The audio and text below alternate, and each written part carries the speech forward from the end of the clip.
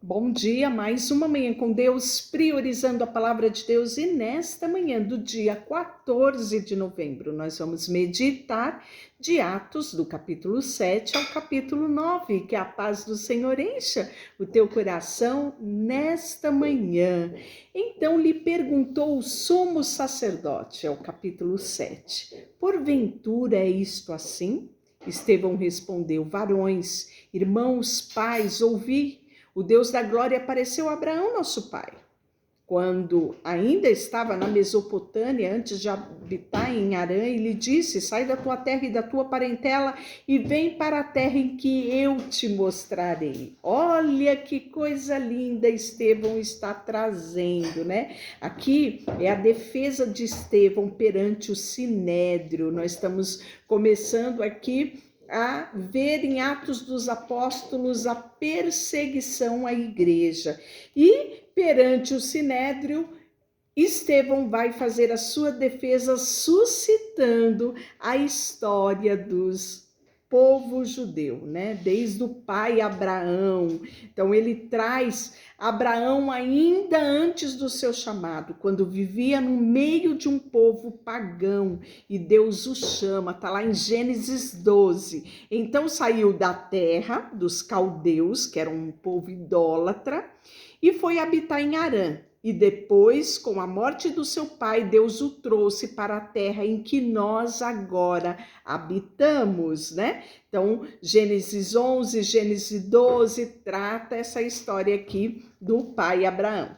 Nela, não lhe deu herança, nem sequer espaço de um pé, mas prometeu-lhe dar-lhe posse dela. E depois dele, a sua descendência, não tendo ele ainda filho, né? Então você vai avançando ali desde Gênesis 11, 12, 13, 14, 15. E falou Deus: a sua descendência seria peregrina na terra estrangeira, onde seria escravizada, maltratada por 400 anos. Então ele já está falando do êxodo aqui na defesa dele. Olha que panorama extraordinário nós temos aqui com a defesa de Estevão perante o Sinédrio. Então lhe deu a aliança da circuncisão. Assim nasceu Isaque. Abraão circuncidou no seu 8º dia. Isaque procedeu Jacó e desses descendeu os 12 patriarcas. Os patriarcas, invejosos de José, venderam-no para o Egito, mas Deus estava com ele. Então aqui, olha, a gente já está em Gênesis 37, 39, e livrou de toda a sua aflição, concedendo-lhe graça e sabedoria perante a Faraó, rei do Egito, que o constituiu governador daquela nação. Já estamos no final de Gênesis 41. Sobreveio, porém, fome em todo o Egito e em Canaã, e aí você sabe que Jacó, que tinha por perdido o seu filho Josué, vai até o Egito e reencontra o seu filho José, né? Então a gente está vendo aqui o final do capítulo, né? Ali os 45 de Gênesis, né? Jacó desceu ao Egito e ali morreu, e ele também os nossos pais. Então finalizamos Gênesis 49, Gênesis 50, né? Falando do sepultamento. E aí nós vamos ver como, porém, se aproximasse o tempo das promessas que Deus jurou a Abraão, o povo cresceu, multiplicou-se no Egito, e ali se levantou outro rei que não conhecia José.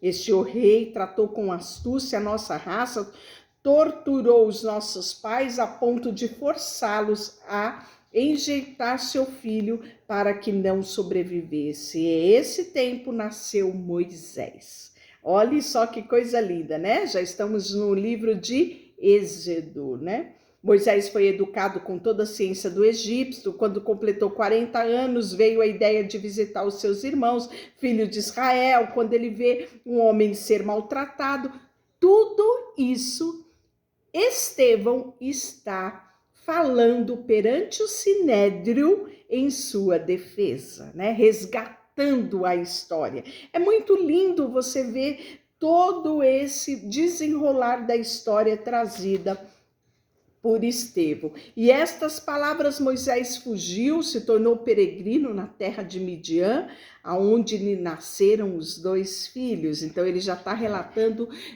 fatos, né, de Gênesis. Decorrido 40 anos, apareceu no deserto do Monte Sinai um anjo entre as chamas de sarça que ardia e não se consumia, né? Então ele vai relatando os fatos, vai falando de Moisés, que Deus disse, né, que suscitaria um profeta semelhante a mim. Aí ele já está falando já em Deuteronômio 18, e este Moisés a quem esteve na congregação do deserto com o anjo que lhe falava no Monte Sinai, Êxodo 19.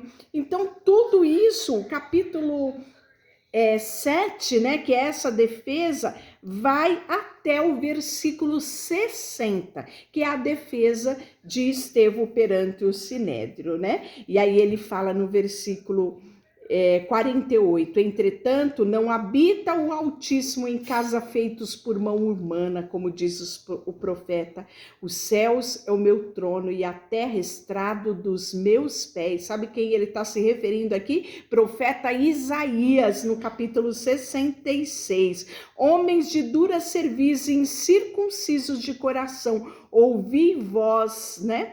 Sempre restrites ao Espírito Santo e de ouvidos, vós sempre resisti, né? A esse Espírito, aos vossos pais também o fez. Então, qual dos profetas vossos pais não perseguiram? Eles mataram os que anteriormente anunciaram a vinda deste justo. Ele está falando de Jesus, do qual vós agora vos tornaste traidor e assassino, e vós que recebestes a lei por ministério dos anjos e não aguardais. E aí nós temos, finalizando o capítulo 7, a morte de Estevão, que foi apedrejado, o primeiro mártir da igreja, né? Ouvindo eles isto, enfureceram-se, né? Rangeram os dentes, mas Estevão, cheio do Espírito Santo, fitou os olhos no céu e viu a glória de Deus, a glória de Jesus que estava assentado à direita do Pai. E disse: eis que vejo os céus abertos e o Filho do Homem em pé, à destra do Deus Pai. Eles, porém, clamando em alta voz, tamparam os ouvidos, unânime, arremeteram-se contra ele, lançando-o fora da cidade, apedrejaram, né? As testemunhas deixaram suas vestes aos pés de um jovem chamado Saulo. Aqui pela primeira vez a gente está ouvindo falar de Saulo, e daqui a pouquinho nós vamos ver o que vai acontecer com este Saulo. E no capítulo 8, a primeira perseguição à igreja, né? Então, naquele dia levantou-se grande perseguição contra a igreja em Jerusalém. E todos, exceto os apóstolos, foram dispersados pelas regiões da Judéia, Samaria. Será que isso não tem nada a ver? Tem sim. Jesus disse, né?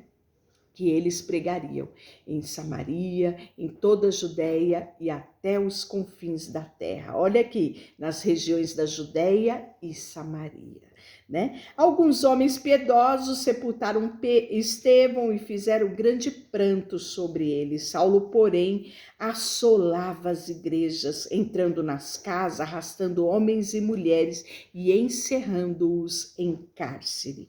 E aí Filipe vai pregar em Samaria, né? E Filipe, descendo a cidade de Samaria, anunciava-lhes o Cristo. As multidões atendiam unânime as coisas que Filipe dizia, ouvindo-as e vendo os sinais que ele operava.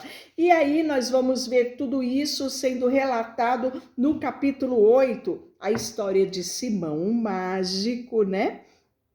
Que ele havia muitos iludido com as suas mágicas, quando, porém, deu crédito a Filipe, que os evangelizava a respeito do reino de Deus e do nome de Jesus Cristo, e que ia sendo batizado, assim como homens e outras mulheres, o próprio Simão abraçou a fé. Tendo sido batizado, acompanhava Filipe de perto, observando extasiado os sinais e os grandes milagres praticados.